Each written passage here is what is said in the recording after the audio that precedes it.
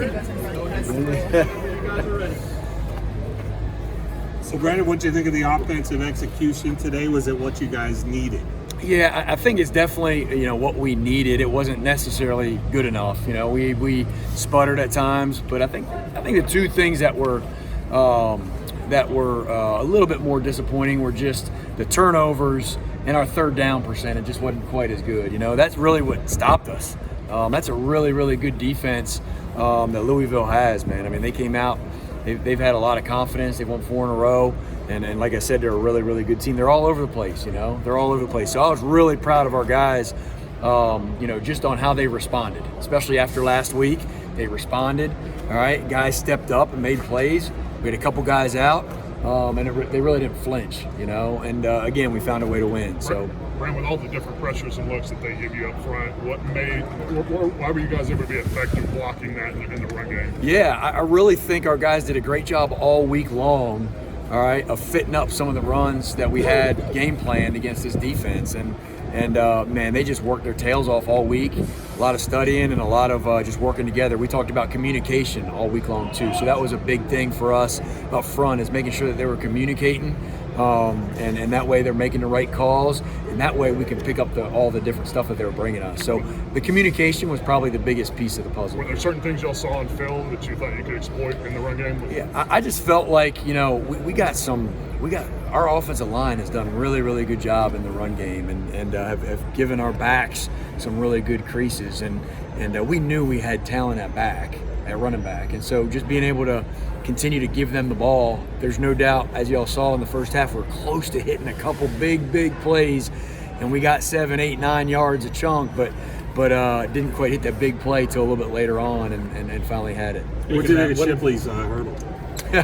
That was impressive. I'll tell you, I saw the replay up in the booth too. I mean that kid is special. It just shows his heart, and hey, it shows that he's Superman too, right? He jumps over people, and then he split the two guys going into the end zone. And so, his grit and heart are unbelievable. So that was impressive. I'm sure that's going to be on the ESPN top 10, I'm guessing. Yeah, I'm sure it is. Twitter. It is.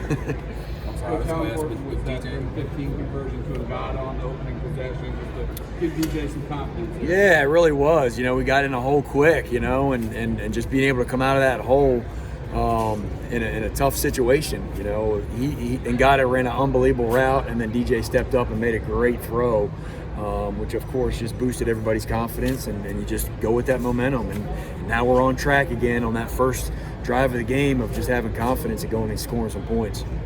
Brandon was getting DJ involved in the running game early, and then also trying to get Jake the ball. So emphasis early on for you guys. Yeah, it was.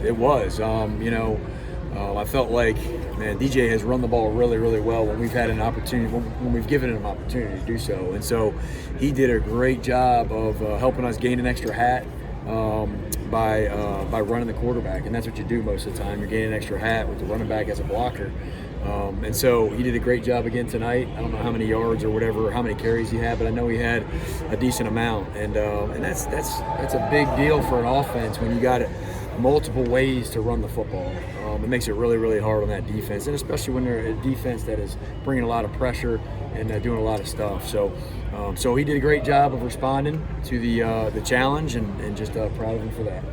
I know he missed some throws, but overall, it seemed like DJ was not nearly as hesitant as he was in the past. Yeah, it just comes back to the kid's resilient, and the kid continues to respond whenever he's in a tough spot, and so I think he was 19 for 26 or 27, so really, really good day as far as completion percentage. And yeah, he missed a couple throws that he needs to make. That's something he always got to get better at quarterback. But man, just love how he came back today and really did a good job with his confidence and really leading as a big leader on this team. That's what we talked about all week long, is our leadership needs to step up as a team, and he definitely did that today. What do you tell Shipley? I know you're running the ball that much and you're fighting those extra yards from fumbles. Yeah. Are going to happen. What can he do better? Yeah, just the fundamentals of holding the football and making sure, man, because he's going to fight, like you said. He's always going to try to get that second or third opportunity to break a tackle, and just being able to hold the ball high and tight. We talk about it all the time. Squeeze it, have no air in there, and that's hard to do when a lot of people are after you and you're fighting for those extra yards. But he knows he's got to get better at that, and it's something that he'll go to work on Monday for, I'm sure. Antonio Williams had a career day. What is it about him that just enables him to be this productive on this offense? I think he's got no fear. He's got so much confidence, and not only just getting open, but also making any throw that's going to his way. He's been able to run a lot of different routes throughout the season, and it shows that he's able to be a threat in a lot of different ways. And so that's hard to defend. Really, really hard to defend, and he continues to produce, and that's special when you're talking about a freshman. The screen game, is it blocking that you feel like is kind of keeping some of those from maybe being bigger plays than they have? Yeah. Most of the time it is. It's a guy here, a guy there, and that's a screen game for you. If one guy doesn't do his job on the perimeter, I think we had one today that we had a throw to Shipley, and we missed a block on the edge. We're so close on a lot of them, and we just got to do a better job of fitting guys up in space. That's hard to do, but that's the name of the game on screens. Then do you feel like there have been some plays where y'all have had some success where because you throw those screens, you've got to set stuff up and defenses are maybe attacking? Yeah. We got to protect our screens. That's what you got to do as an offense is, if you're going to throw some screens out to the perimeter, you got to do a really, really good job of protecting them with double moves or pumps and things like that. And I know we hit one. I think we called 2 or 3 today, but we hit one of them for a big play to Jake. And so those are things that you got to keep doing so that it helps protect those guys on the edge for blocking purposes. How important was it for this team last week to get off to those good scripted plays, these first 2 drives? Yeah, we really wanted to emphasize our tempo offensively, and I felt like in the beginning of the game we did that, and tempo and getting DJ going in the run game, and obviously getting Shipley going were a priority, and we're able to be successful with that that first drive. So tempo and just responding after last week, trying to get them out of a rut a little bit and get things going. That's what we were able to do. Do you feel the confidence level rose tonight? Oh, absolutely.